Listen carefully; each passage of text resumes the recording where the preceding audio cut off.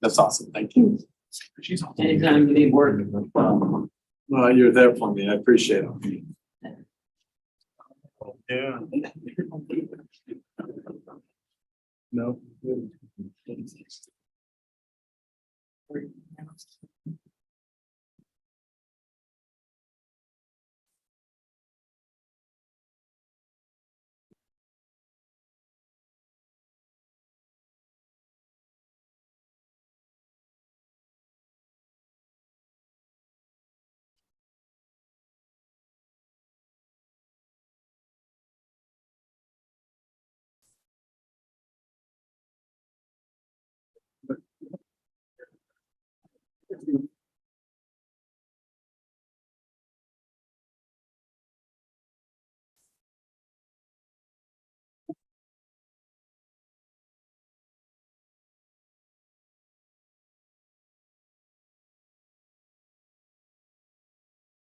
Do the update on where everybody is. Nope. So Jake's not gonna be here at the very beginning, but he hopes to be here by 5 and see Dawn. Yep, I knew Don was there. That's all I know. I saw What? his, Oh, yeah, I don't know about Tom. Yeah. I saw his group me about being with Mickey, but I didn't see anything from Jake, so that's my bad.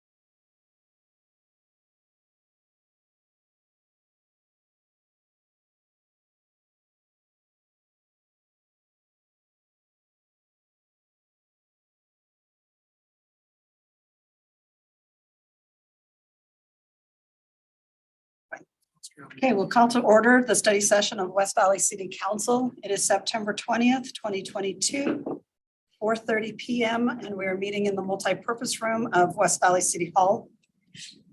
We will excuse Councilman Fitzsimonu, Councilman Hoon, and we have Councilman Christensen online, and then Norfelt, Westone, Armin, and myself here.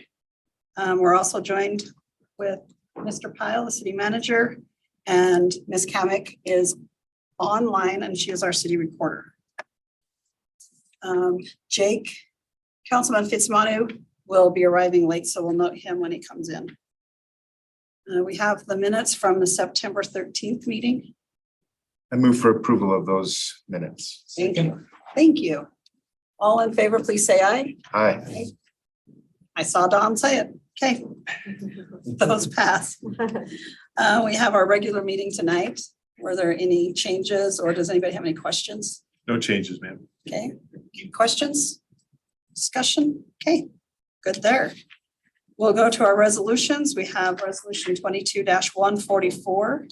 And I'll turn the time over to Ms. Day with our Parks Department.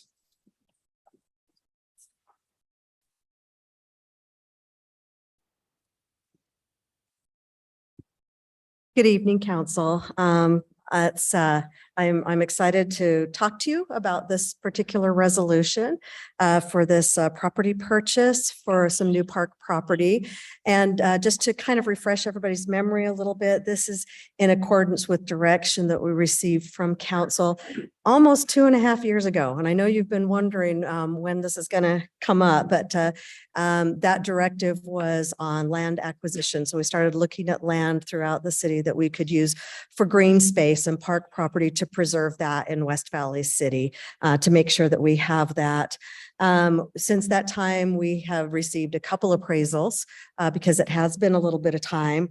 And then you may recall in February of this year, discussions that you had on valuation and the values of it and the price point at that time.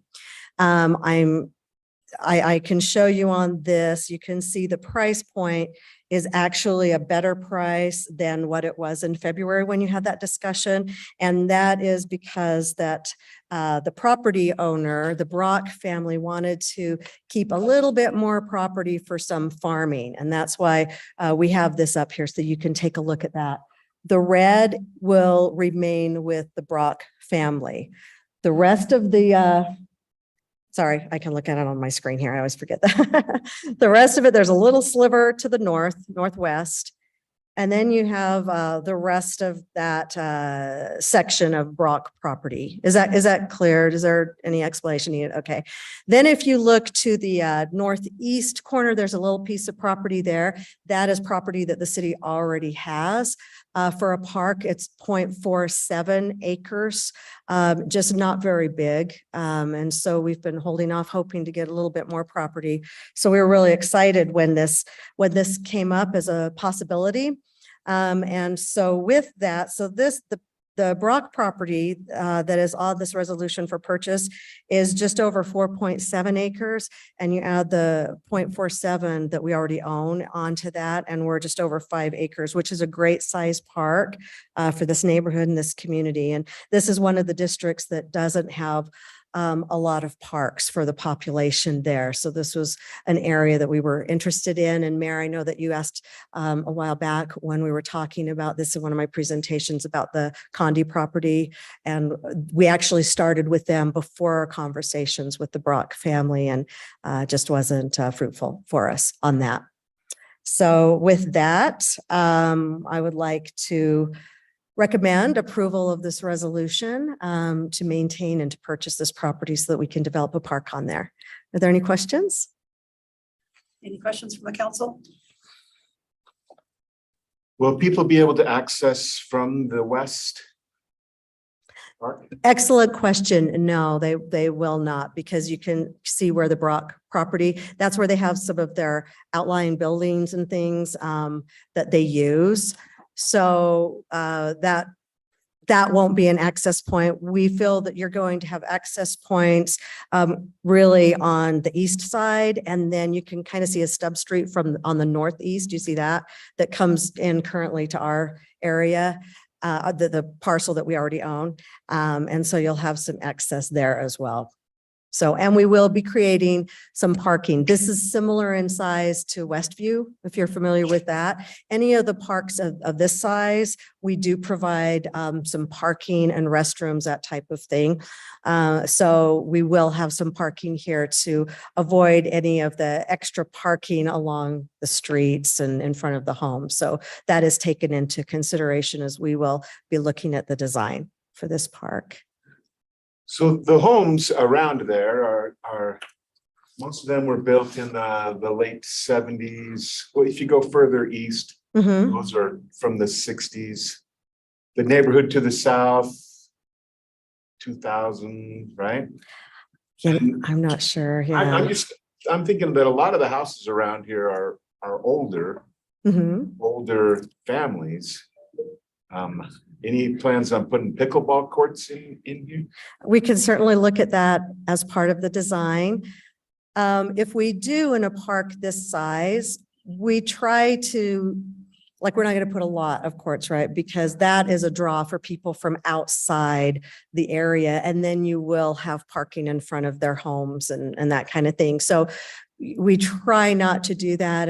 And we want to keep kind of the farm theme with this. That being said, it doesn't mean we can't offer something like that as part of the design. And we also, just so that you are aware, when we are designing parks and we're looking at that, we take very seriously the noise factor, the light factor around when you have so many residentials around here. So you won't have a playground right up against the fence line, that's going to bother the neighbors on the other side. So all of that will be taken into consideration. And of course, any comments or suggestions from council, we would like to hear. So, yes. Nancy, it might be worthwhile to take a minute or two as well to just describe how the neighborhood ends up getting involved in these design processes when we do a neighborhood park. Great question. Absolutely. So one of the things that we take a lot of pride in is the involvement that we have from the neighbors. Of course, we've had a lot of conversations with the Brock family because this is their legacy, right? They feel very strongly about that. But we have public meetings where it's on site. The neighbors can come out unless it's in the middle of the winter and then we'll go somewhere else for it. But we make sure that everybody is aware we're having these meetings, the architect's there, and we put information out for them to select what they would like to see in this park that's going to be in their area. But we put things out that are feasible. So if they want an indoor swimming pool, for example, we actually had that at one of our park meetings. Can't build an indoor pool there, but a lot of people don't understand, right? And they don't understand what the cost is for different amenities. So we wouldn't put that on the boards of something they could select. We try to make it things that we feel would fit in this size park, in this type of neighborhood, but still give them a lot of opportunity for feedback to be able to tell us. And it's amazing to see even the little kids come out and tell us what they want to see, and there are some older families, like you said, there are some younger ones that are moving in as well. So there's a balance there. Right? You've got some teenagers, you've got maybe some of the older population are bringing their grandkids, like I do right now. And so we want to take all of that in consideration. And actually with pickleball, we're seeing a lot of the young kids enjoy that more and more now as well. So that's a great thing. Does that help answer your question a little bit? But yeah, we do involve the neighbors as much as we can. And we also, for those that can't come, we usually have 3 meetings. If they can't come to one of those and they're in the evening or the weekend, so we try to work with everybody's schedule. But if they can't, they also can submit their suggestions and ideas and thoughts online. And we also take all of those into consideration.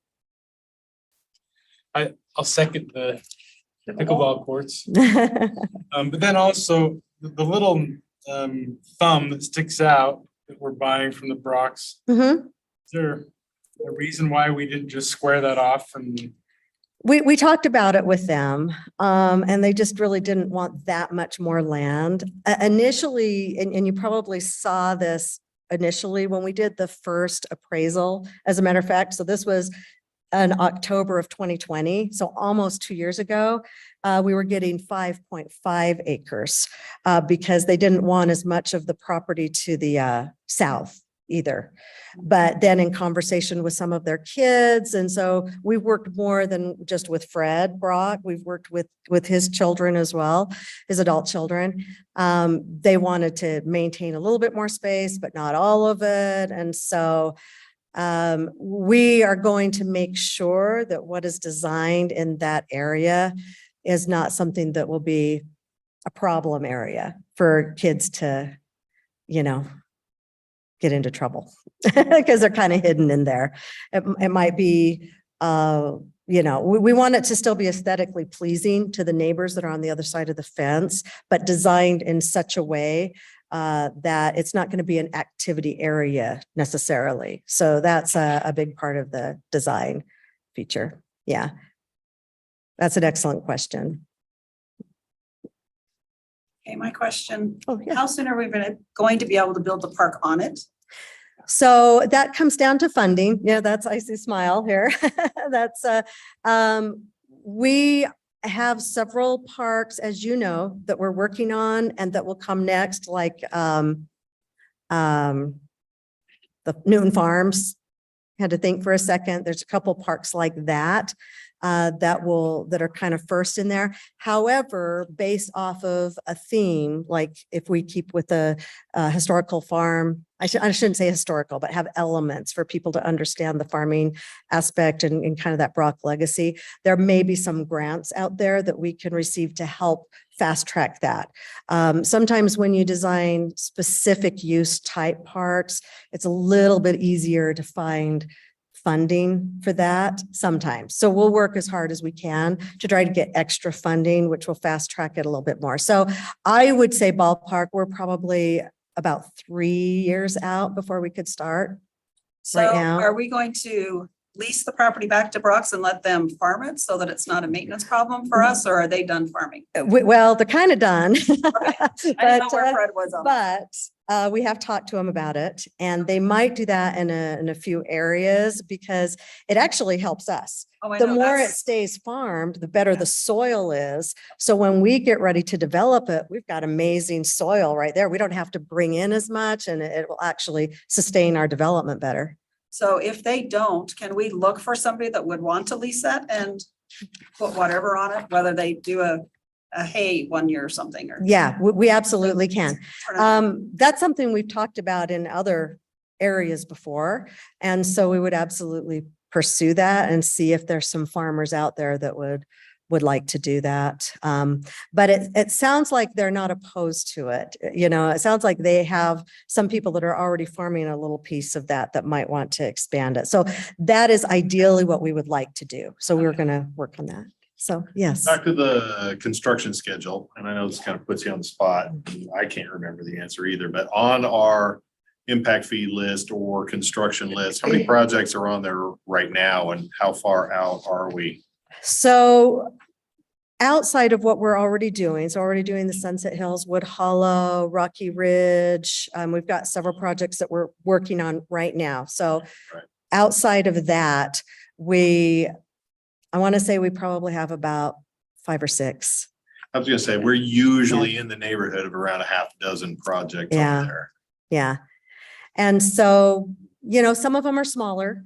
We have the Midway kind of trailhead. That's one that actually may be grant worthy because it's on the trails, and that usually helps us. Small parcel, that's on there. So the cost to develop it isn't nearly as much, and we may be able to find some other sources of funding to knock off some of the smaller ones, but that's about where we're at. Yeah. Okay. So the 3-year estimate, which I'd love to see, but that's kind of guessing maybe we could find some grant funds, I'm assuming, right? Right, right. Yeah. And at least get it started. Because I know it's so hard. And I know you guys hear from your constituents a lot, like, when are they going to get this done? When are they? And so we try really hard to find funding and to do things to help us get these done a little bit quicker. And we've kind of knocked out quite a few over the last few years, and these that we're working on will be amazing. But yeah, that is the challenge. That is the challenge. Yeah, my main concern wasn't the timing as much as keeping the soil used, Yeah. Yes. either leasing it back to them or to somebody else. Yeah. And that is exactly what we want to do. Okay. Yeah. So we already did start the dialogue on that. So Great. I Councilman West, would guess Fred would be willing to farm this for a couple more years. yeah, he mentioned pumpkin patches and stuff. So, South end right now. Oh, and I think a few of the neighbors over there, some of them might be a little sad if we don't continue some sort of pumpkin patch or pumpkin event or something over there. So we are taking all of that into consideration with this particular piece of property. was there anybody else? Did you have something? Well, you sort of answered it with the time frame, but a couple of presentations ago, we were talking about the ratio of maintenance workers to parks, and Yes. this is only we were on the lower side compared to some other municipalities. How will that impact that? I mean, this is obviously a couple of years away, 3 to 4 years away. Yeah, we have to try to plan on that with the extra personnel. As you may recall from, I think it was the last presentation I did, we talked about some of the technologies and some of the things that we're doing and trying to do to help offset the manpower a little bit. You approved a few weeks ago the Ventrac system on the trails. That helps a lot with manpower hours.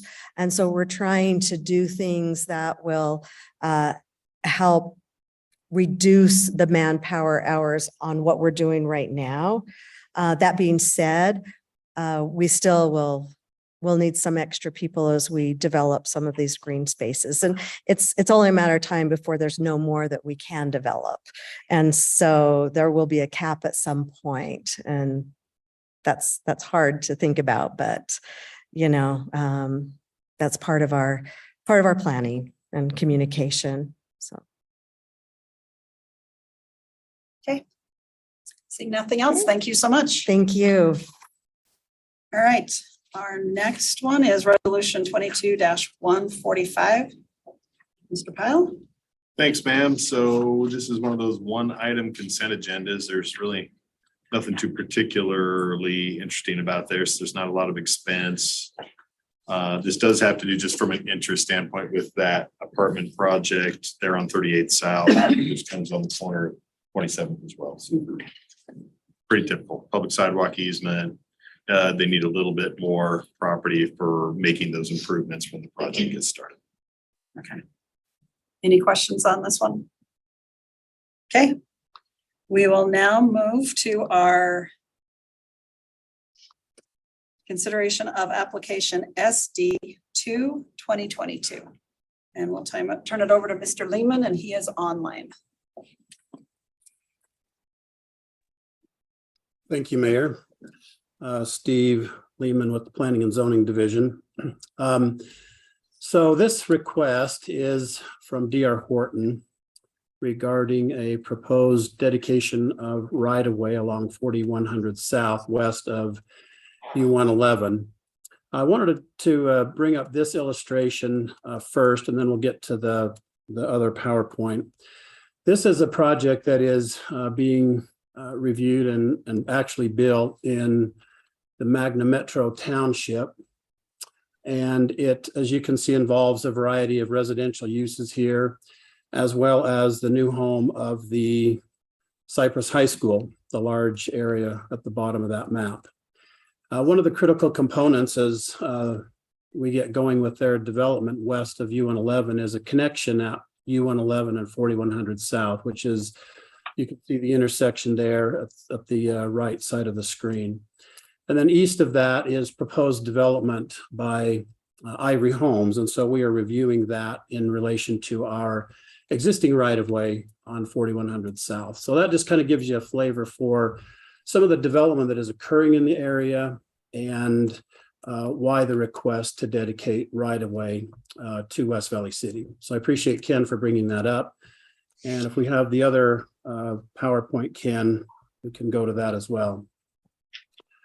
So as I mentioned, this request is to dedicate right-of-way. So this area here highlighted in red is the last remaining portion of 4100 South that has not been dedicated to West Valley City.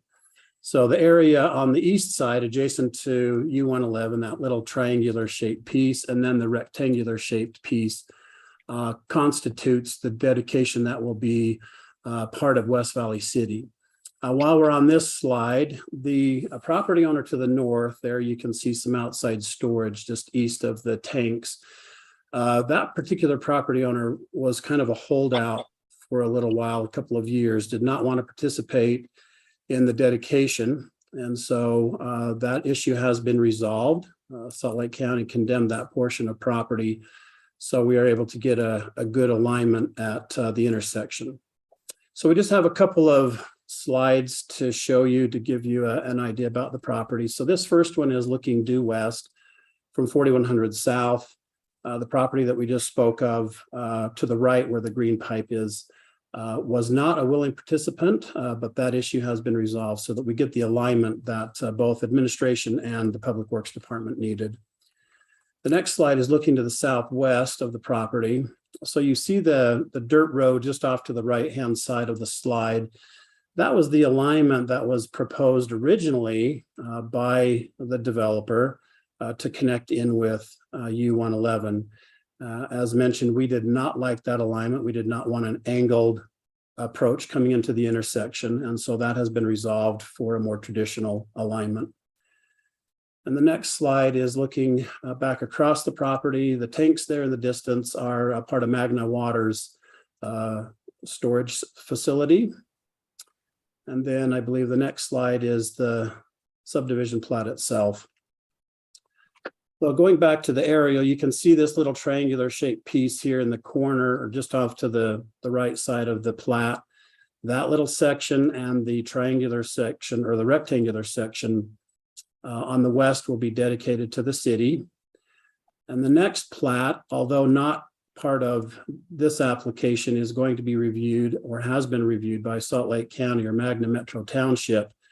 And that portion of property that we mentioned will be dedicated as part of this road dedication.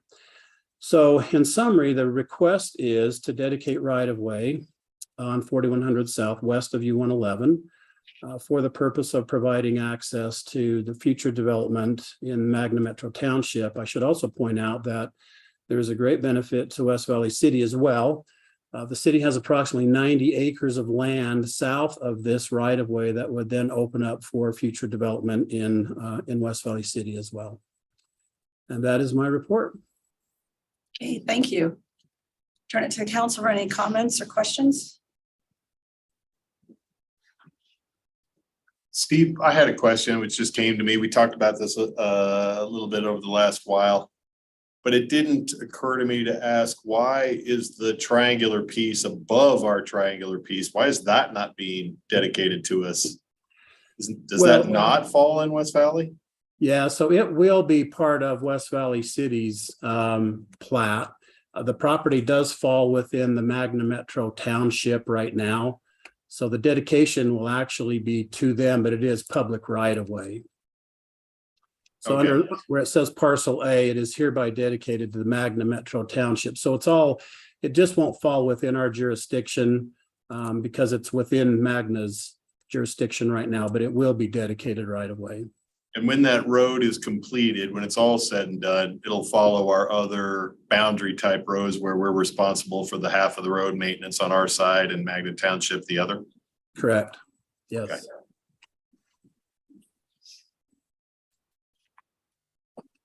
Okay, thank you so much. Great. Thank you. All right, we'll go to our communication items, our report on the mosquito abatement, and we'll turn the time to Mr. Lusty.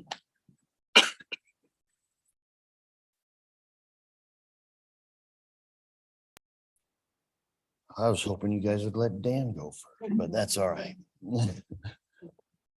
So name is Ryan Lusty. I'm the manager of the Magna Mosquito Abatement District.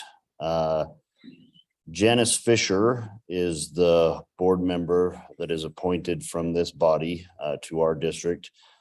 She sends her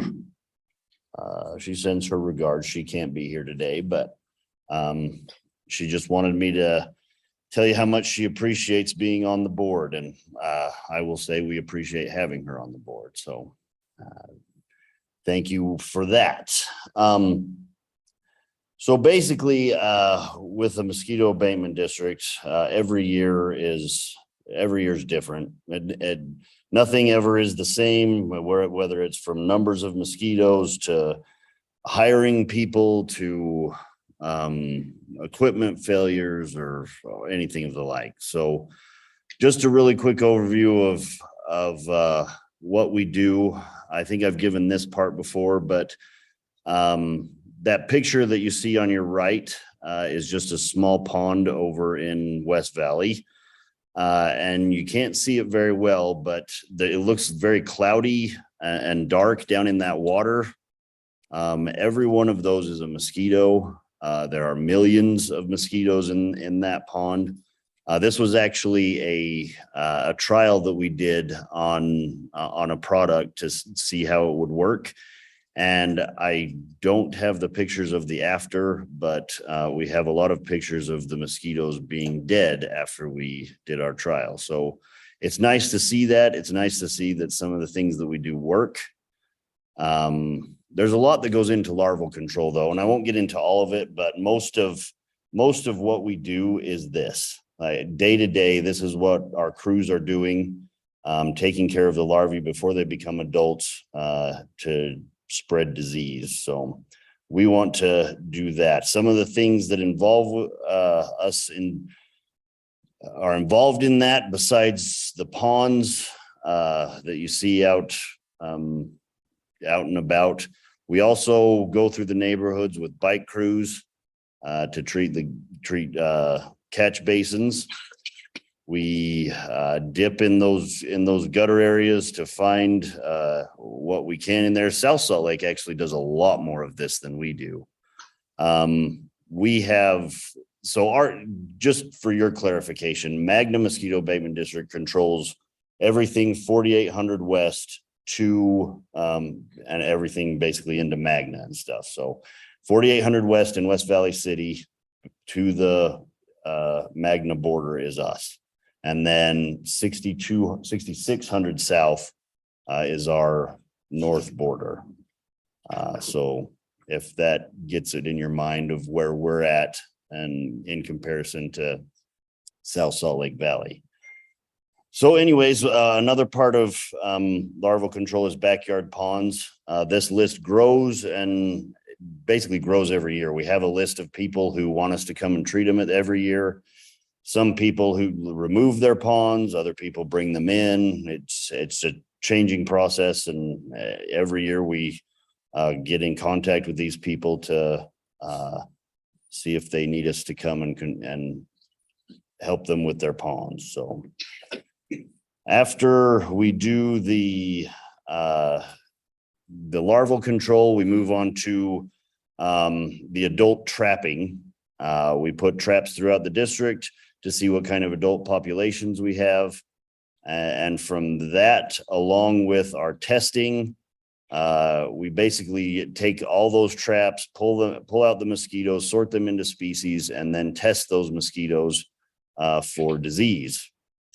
So mosquito activity in 2022, this is as of September 16th. It has been updated this week. I believe that the state is up to 121 now, or 122, right in that area, of West Nile virus positive mosquito samples. For comparison, last year at this time, the state had, I think, pretty close to 600 mosquito samples that were positive. There's also a positive St. Louis encephalitis case in St. George. That is just a mosquito sample again. And then in the state, we also have 2 human cases, one in Davis County and one in Salt Lake County. There is, I think there's a couple others that are outstanding that haven't been confirmed yet. And then there are 4 West Nile virus positive horses in Duchesne and Uinta counties. As far as us in Magna, again, as of, we haven't tested yet this week, but we tested over 70,000 mosquitoes so far in 788 samples.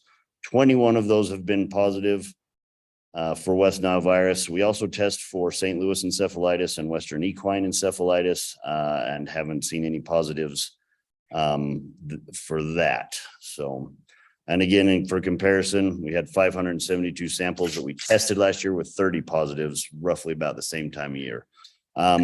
We will still be testing through, well, until it gets cold, really, until the mosquitoes disappear. So when it gets into the 40s at night consistently, that's when we'll see mosquito populations really go away. They kind of know when it's time to stop their season. We've already seen somewhat of a drop, and I hope that means that they are slowing down. So after all this, once we get knowledge of where our populations are, that's when we go out and do our last, our basically the most visible part of our job, but at the same time, the least,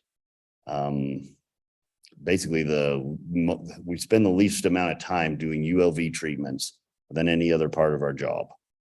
Each year we roughly do about somewhere between 40 and 50 ULV treatments, 2 to 3 hours a night, roughly. When we go into neighborhoods, that's usually when we have a virus case. If we don't have any virus in the area, we don't usually go into neighborhoods unless abundance of mosquitoes is high. By law, when we go into neighborhoods, we have to notify the public through our website. So on the right there, That is the notification that we put up on September 9th on our website, telling people in Magna that we would be treating through their area because we had a positive pool near Main Street in Magna. And so we wanted to get that out to them to let them know.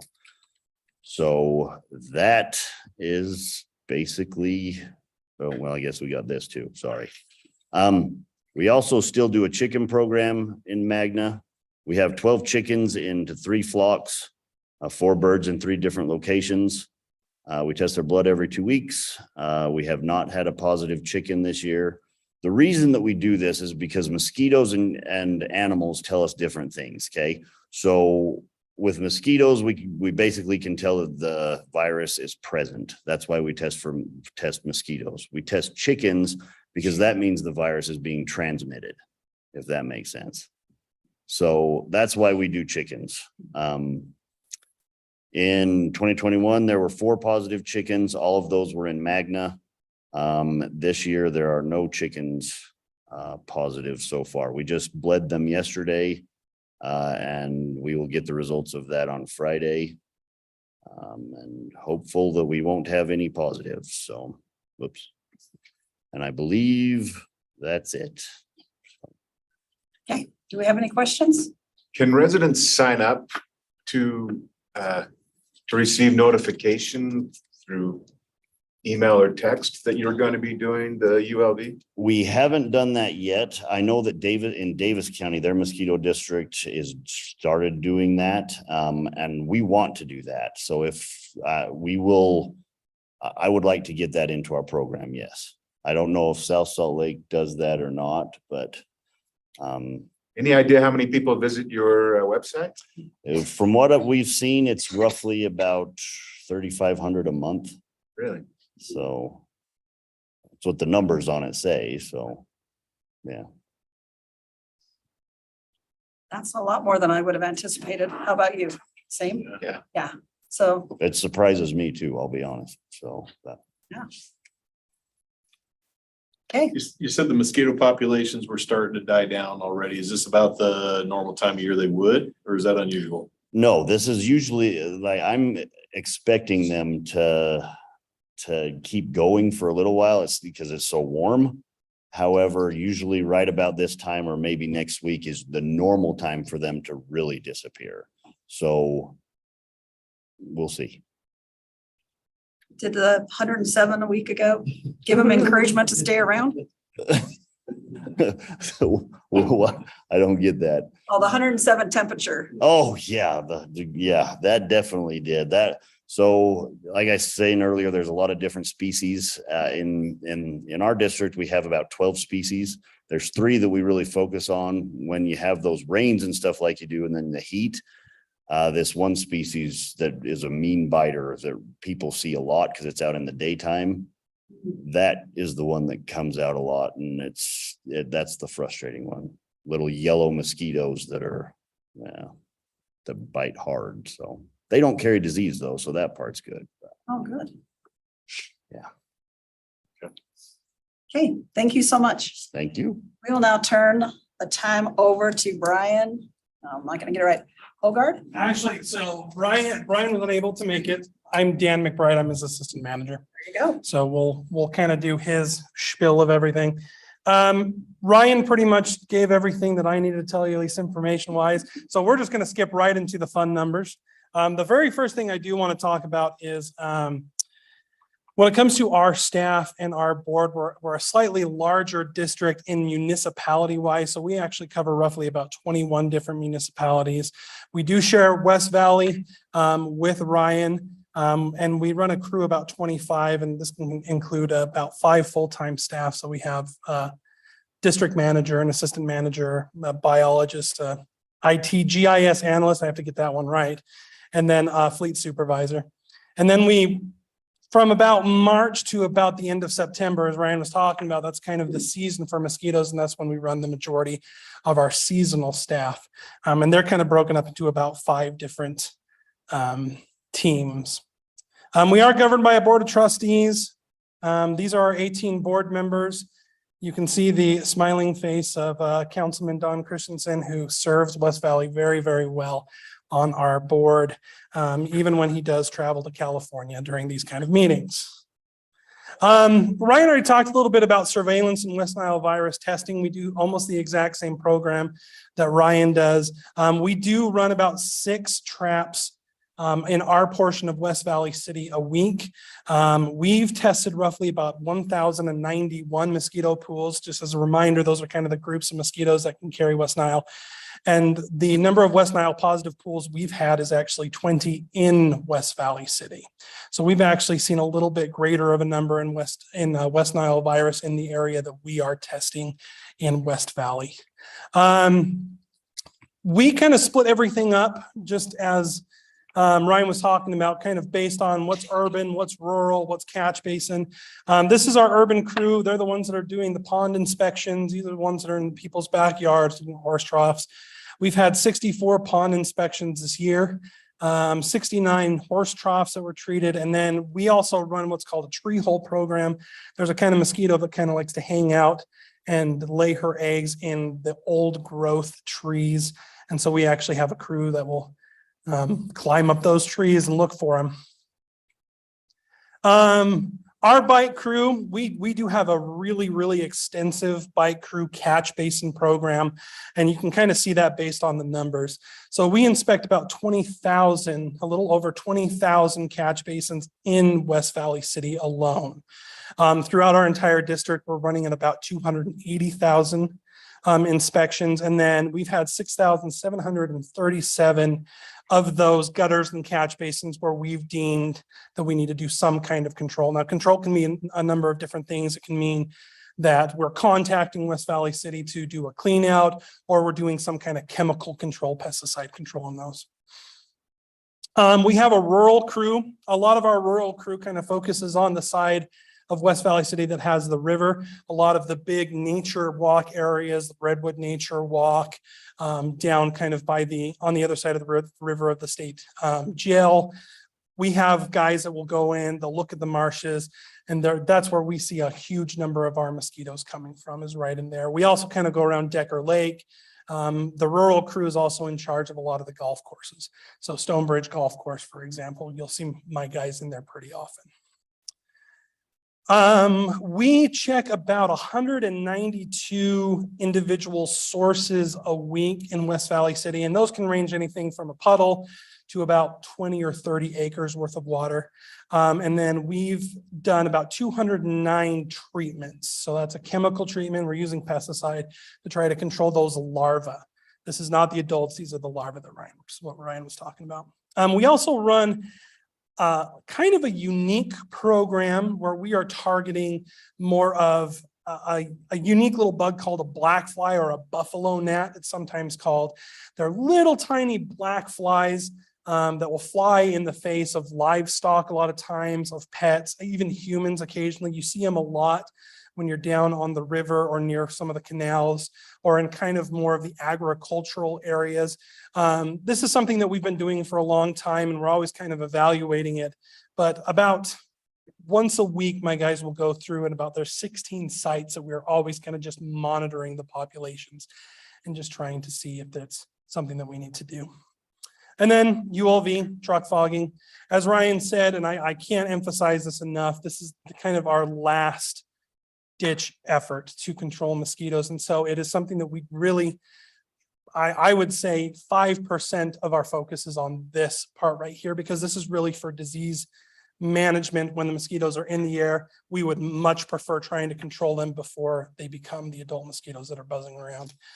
We've done a total of 12 events here in West Valley City.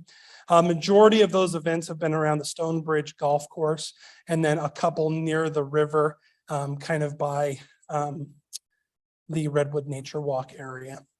That's kind of where our big 2 spots that had West Nile virus kind of pop up were. And then this is more just for me, more than anything. We are very involved with education, and we love getting into the elementary schools, especially here in West Valley City. We do about 27 presentations in West Valley City elementary school age in both 4th and 5th grade classes, where we focus on kind of the state Common Core standards. We're talking about ecology, we're talking about habitat, we're talking about all sorts of fun stuff. I bring bugs in, kids scream, it's very exciting. So, you know, this is something that we're ongoing. This number, actually 27, is relatively low than our normal year, just because we're still kind of coming off of the COVID restrictions. We normally get into about 100 different classrooms, which is, I mean, probably the best part of my job during the non-mosquito seasons from October to about March. So, any questions? Hopefully Ryan already answered all of them. Okay, looks like there are no questions. Perfect, Thank thank you so you. much for your presentation. All right, we'll now turn the time over. Mayor? Oh, yes. I finally got my phone to tell me I could speak. There we go. I had to go through 3 screens to turn off my. I had a question for Steve. Northrop Grumman is building a new facility out in that same area as he was talking about. They're just east of 111. Will that affect the development that he showed right there at first? And if he's not still around, we So can. for Mr. Lehman, Yeah. Councilman Christensen, it looks like Mr. Lehman may have signed off, but Steve Pastorick is here and he may be able to answer that question. Okay. Either one, doesn't matter. so we're jumping back to application SD2 Yeah, 2022, correct? I'm sorry, but yeah. Oh, you're okay. I'm just saying it for the record. Okay. People can keep track of us. Okay, Mr. Pastrick? So I'm here, and I'm not sure I understood the question. So is the Northrop Grumman is building a facility just south of 4100 and back into the mountains a little bit. And I was just wondering if that's going to affect the development that he showed right at first that we didn't have on our screens. Yeah, to my knowledge, no, we've not had any feedback from the county that would be an impact to that development. I just, I don't know if they'll be testing there or just building those rocket motors, but having lived through the time when we loved watching the rockets go off out there from school, it just a question I had because it shook us up quite a bit several times. Oh, understood. So you might want to have him check into that just in case. Okay, will do. And then to put us back on schedule, Ryan and Dan, thank you. Very good job. Okay, thank you. All right, we'll now turn the time over to Mr. Johnson. Excuse me. For public relations response to incidents. Thank you, Mayor and Council. Following the mosquito abatement, I have been scratching myself for the past 30 minutes. So thank you. I swear I've got a few on me right now. Thank you. We're going to jump in. I'm going to show a video and then I will speak to it right after this video.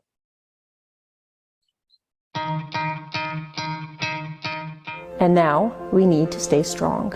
Together, we flattened the curve. I'm here to talk to you about streetlights. Streetlights greatly improve neighborhood safety, traffic safety, and pedestrian safety, and are a great amenity for the community. This briefing is intended to provide you with information about an officer-involved shooting. The video you are about to see will provide insight into the officer-involved critical incident which occurred August 7th, 2022. It will cover the attempt to arrest a wanted suspect, Anai Gabriel Joker, during which Mr. Joker produced a gun and 2 officers, as well as Mr. Joker, were shot. He assumed an attack stance by raising the crowbar with both arms. Mr. Clark then stated, "Here I come," and advanced. 5 and 6 expedite all units. He is armed with the crowbar. All right, here I come. Well, this is really an administrative action. There has been some preliminary damage to some trailer parks on the west side of our city. From the very first, we had crews out doing damage assessments of structures. First item of business in any emergency like this is assessment, right? Figure out what's going on. Coronavirus is hitting our community hard. Pacific Islanders have a higher rate of COVID-19 than anyone else in the state. And even though we're a small group, the numbers of our people getting sick are big. Too big. Too big. Much too big. You know, right now, since the start of the vaccinations, the ability to get them has grown. You've seen that where at first you were going to 2 or 3 facilities. Now, West Valley City fire crews will use a new treatment in response to a growing opioid epidemic. West Valley City Fire is the first emergency medical service provider in the state to carry IV acetaminophen. That's a non-opioid based pain management medication. Our main goal was to help them get their processes figured out, and also our police and fire side be able to respond to the hospital. To the world, you may be one person, but to one person, you may be the world. And she is my world. And I'm glad she's still here. Just educate yourself. If you have any opportunity, take advantage of it.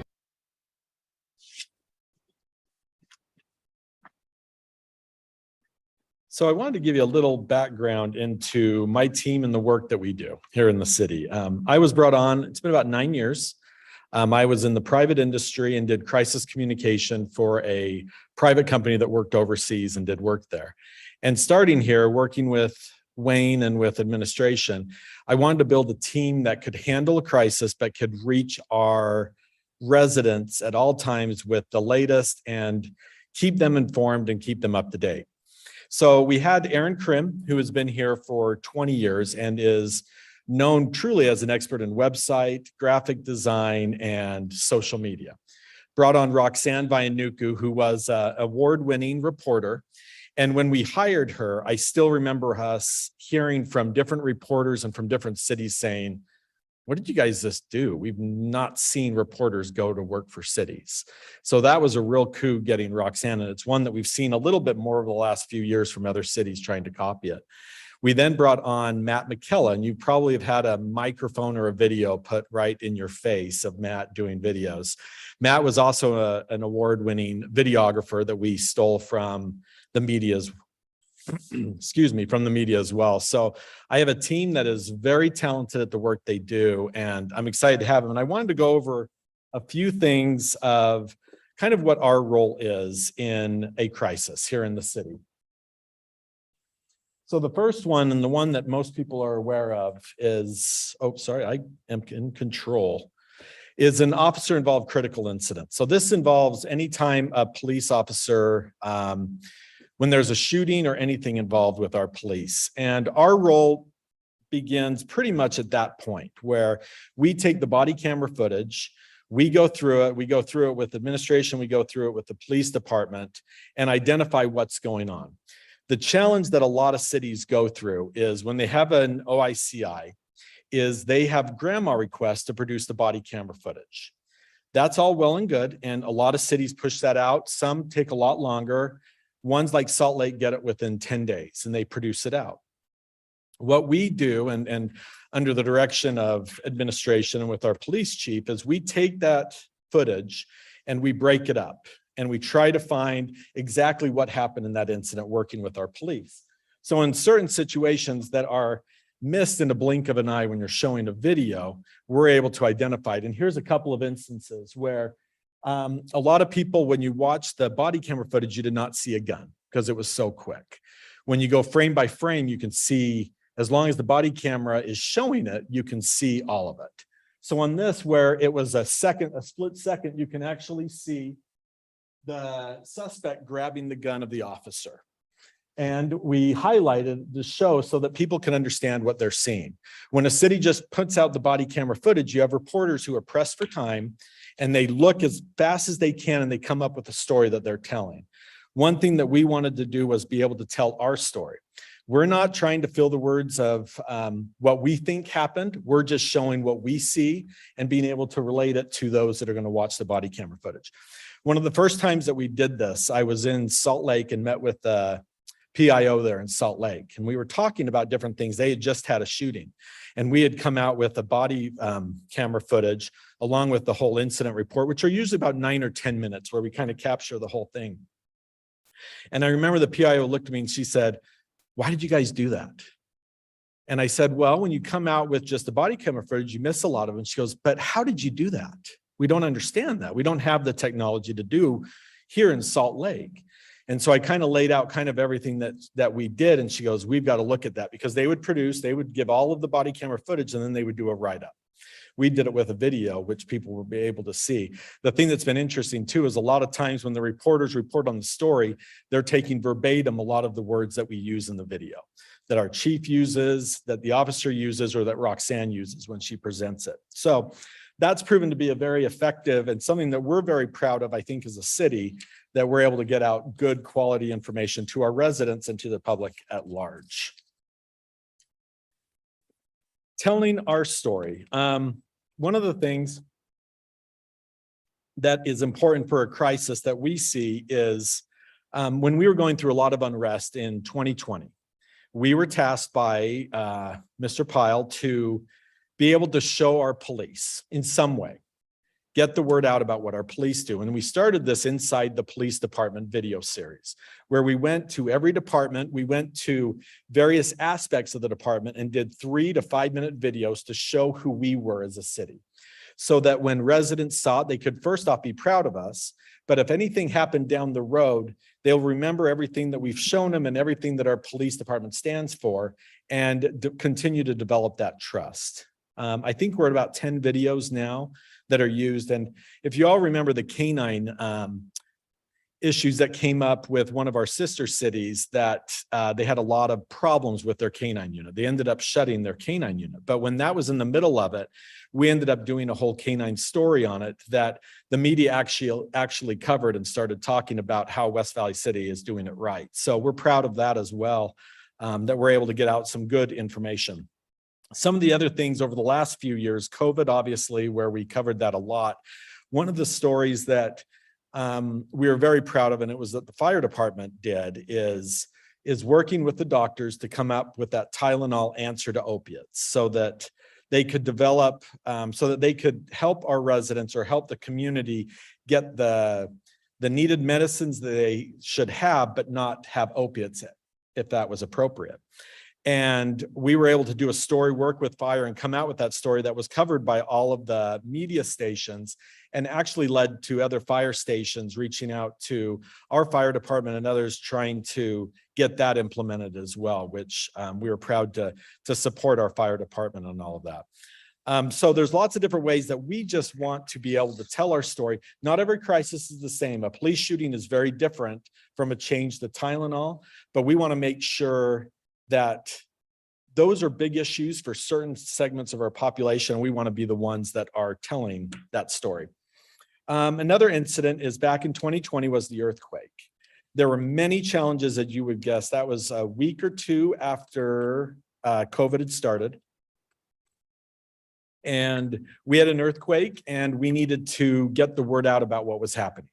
That was done a lot with administration in flyers that were posted throughout the west side of town especially, but we ended up doing a lot of Facebook Lives. We did a lot of updates right on this front of our website that people would get the information that they needed in a timely manner. And then we worked with administration here as well to get phone lines changed to be able to direct to Spanish speakers and be directed to those in Steve Pastrick's office to help our residents during a kind of a scary event back in 2020. Correcting misinformation. One of the biggest stories that I remember, and all of you were here, but not all of you were council members. But if you remember, there was a story on, I'm going to name the station, it was KSL.com.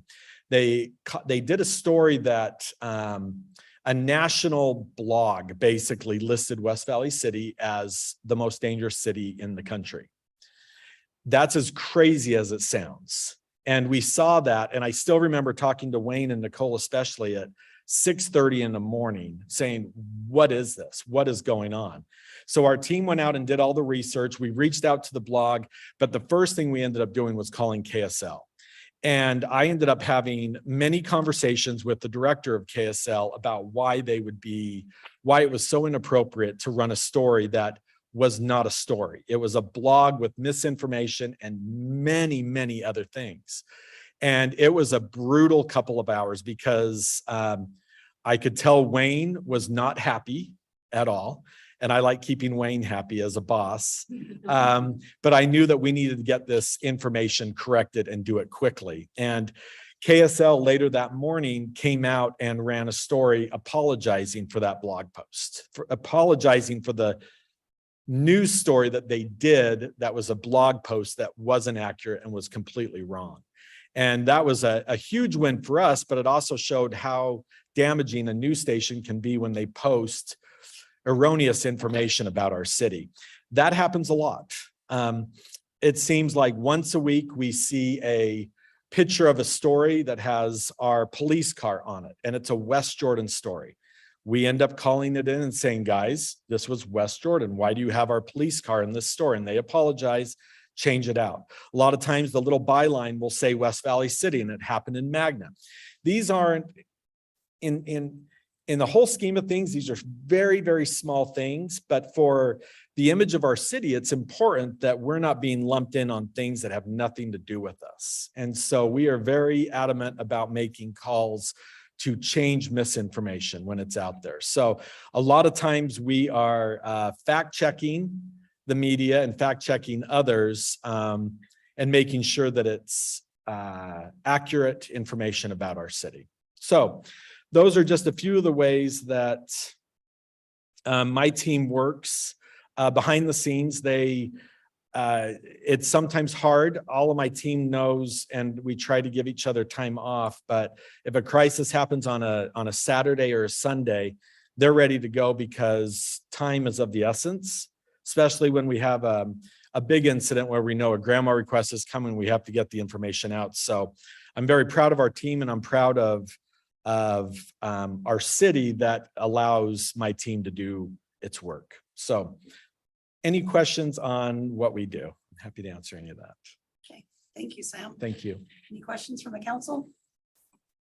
And I'll note that Councilman Fitzsimonu has joined us online. So Nicole will have to let us know if anybody online has their hand up. Can I give one quick little story too? Sure. During COVID, one of our great successes was in large part thanks to the work that Councilmember Fitzsimonu did on a COVID story that we wanted to do. And he approached us about the challenges the Pacific Islander community faced. And working with him and working with the Pacific Islander community was fantastic because we were able to reach channels that often are difficult to reach. And we ended up having that video that you saw, a little clip of it, had great outreach and covered. It was actually amazing how many people viewed that video. And so we appreciate being able to work with anyone that has great ideas on how we can better reach our city. So thanks to him for that as well. Okay, thank you. Seeing nothing from the council, thank you. Thank you very much, Mayor. Thanks, council. All right, we'll move to the council calendar. Did anybody have any questions on that one? All right, potential future agenda items. I have one. I received an email from a gentleman that would like West Valley City to celebrate Halloween on the weekend closest to Halloween, but not on the day of Halloween. My grandkids said no, but how does the council feel? You're not gonna change when people go out. I know, that's what I think too, but he's just concerned of the Monday nights instead of the Saturday nights. It'll happen on 2 nights. Yeah, twice. Yeah. I have not been able to in my brain figure out a way to implement it or make it work, but I still told him I'd bring it to you. So if anybody comes up with anything, let us know. Okay, does anybody else have anything? Can we get rid of daylight savings? Just West Valley? Just West Valley. Yeah. All right, That works in for West me. Valley, it's actually 9 o'clock. It's 9 o'clock somewhere. That would be funny. Well, I have one, Mayor. Okay. The one at the homeless shelter, Wayne sent out that email. Oh, yeah. Just wonder, is any progress with the liquor stores, anything? We have not heard anything further. So I'm believing at this point that will not be coming forward any further. Yeah. One possible decision point along that path, Nicole and I have been watching really closely for the interim legislative sessions. We thought that if there was going to be any kind of change to that overall direction program, that might be a time when that happened, and that doesn't appear to be happening. So I think we're okay. Thank you, man. All right. Council reports. Anybody have anything to report? Yeah, I have one. Okay. That went to the Jacobson at the nearby Costco earlier today. So. The groundbreaking? Yeah. I heard it was windy and dusty. Yeah. Yeah. But it was nice. Nice. Yeah. A few people there. Yep. Went to a bunch of block parties. The fire department was there, police were there, it was great. It was a good time. Highlight of my week. Good. Same thing, I went to the neighborhood night out at the Harmon Center, which was great, and saw Councilman Christensen there. Got another tour of the training room, which is incredible. I've seen it even, I guess, a couple of months ago. It's really cool. And then the Mr. Car Wash ribbon cutting attended that as well. It's good to see our RDA folks out there. Great. Thank you. I just had one. Okay. Thank you. Item to share. Can you hear me? Yes, we can. Thank you.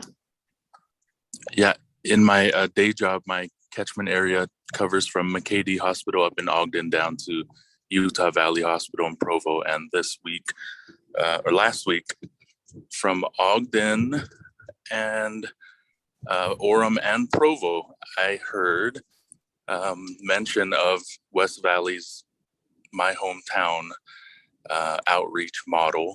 And it was really exciting in those community meetings to hear how those cities and some other agencies and the LDS Church are working to emulate the amazing work that's happening here. And I just wanted to share that and thank and congratulate those that continue to make that such a successful model and continue to expand it here. Thank you. That's great to hear. Okay, seeing nothing else, do we have a need for a closed session? No, ma'am. Okay, one more item of, Motion to adjourn. and all in favor, please say aye. Aye. Good job, and we are adjourned.